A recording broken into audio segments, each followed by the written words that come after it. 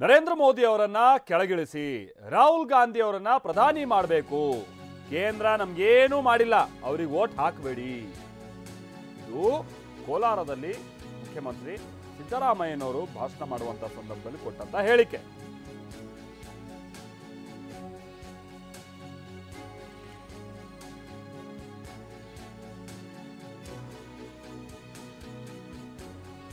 ನಾವು ಮತ್ತೆ 25 ಗ್ಯಾರಂಟಿಗಳನ್ನ ನೀಡಿದ್ದೀವಿ, ನಾವು ನುಡಿದಂತೆಯೇ ನಡೆದಿದ್ದೀವಿ.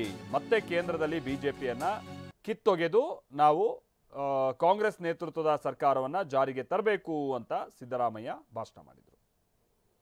ಈಗ ಮತ್ತೆ ಕೇಂದ್ರ ಸರ್ಕಾರ 25 ಗ್ಯಾರಂಟಿಗಳನ್ನು ಘೋಷಣೆ ಮಾಡಿದ್ದಾರೆ. ನಿನ್ನೆ 25 ಗ್ಯಾರಂಟಿಗಳನ್ನು ಘೋಷಣೆ ಮಾಡಿದ್ದಾರೆ. ನಾವು ಅವನ್ನೂ ಕೂಡ ಜಾರಿ ಮಾಡ್ತೀವಿ. ಕಾಂಗ್ರೆಸ್ ಪಕ್ಷ ಯಾವತ್ತೂ ಕೂಡ ಕೊಟ್ಟ ಮಾತಿನಂತೆ ನಡ್ಕೊಳ್ಳಲ್ಲ, ನಡ್ಕೋತೀವಿ. ಯಾವತ್ತೂ ಕೂಡ ಕೊಟ್ಟ ಮಾತಿನಂತೆ ನಡ್ಕೋತೀವಿ. ಬಿಜೆಪಿ ರೀತಿ ಕೊಟ್ಟ ಮಾತಿಗೆ ತಪ್ಪಿಸ್ಕೊಳ್ಳಲ್ಲ.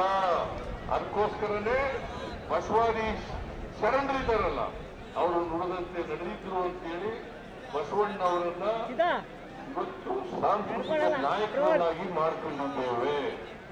ಅದನ್ನು ನೀವೆಲ್ಲರೂ ಕೂಡ ಅರ್ಥ ಮಾಡ್ಕೋಬೇಕು. ಕಾಂಗ್ರೆಸ್ ಅನ್ನ ಮತ್ತೆ ಅಧಿಕಾರಕ್ಕೆ ಬರ್ತಕ್ಕಂಥ ಪ್ರಯತ್ನವನ್ನ ಮಾಡಬೇಕು. ಕೇಂದ್ರದಲ್ಲಿ ಬಿಜೆಪಿ ಸರ್ಕಾರವನ್ನು ಕಿತ್ತೊಗೆದು ನರೇಂದ್ರ ಮೋದಿ ಅವರನ್ನ ಕೆಳಗಿಳಿಸಿ ಮತ್ತೆ ರಾಹುಲ್ ಗಾಂಧಿ ಅವರನ್ನ ಈ ದೇಶದಲ್ಲಿ ಪ್ರಧಾನಮಂತ್ರಿ ಮಾಡತಕ್ಕಂಥ ಕೆಲಸವನ್ನ ಮಾಡಬೇಕು ಮಾತುಗಳನ್ನ ನಿಮ್ಮನ್ನು ಅತ್ಯಂತ ಕಳಕಳಿಯಿಂದ ಮನವಿಯನ್ನು ಮಾಡಲಿಕ್ಕೆ ಬಯಸ್ತೇನೆ. ಸರಿ, ಹಾಗೆ 5 ಗ್ಯಾರಂಟಿಯನ್ನು ನಾವು ಜಾರಿ ಮಾಡಿದ್ದೀವಿ. ಆ ಎಲ್ಲ ಗ್ಯಾರಂಟಿಗಳನ್ನ ಕೂಡ ನಾವು 5 ವರ್ಷನೂ ಮುಂದುವರಿಸ್ತೀವಿ. ನಾವು ಕೊಟ್ಟ 5 ಗ್ಯಾರಂಟಿಗಳನ್ನ ನಾವು ಈಡೇರಿಸಿದ್ದೀವಿ.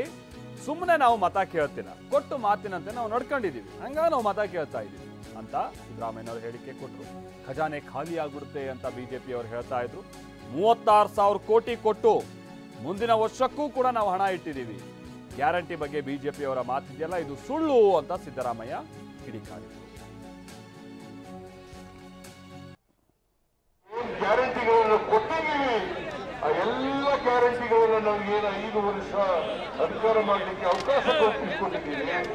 5 ವರ್ಷಗಳು ಕೂಡ ಬಡವರಿಗೆ ನಾವು ಕೊಟ್ಟಿರ್ತಕ್ಕಂಥ ಎಲ್ಲ ಗ್ಯಾರಂಟಿಗಳನ್ನು ಕೂಡ ಮುಂದುವರಿಸ್ತೇವೆ.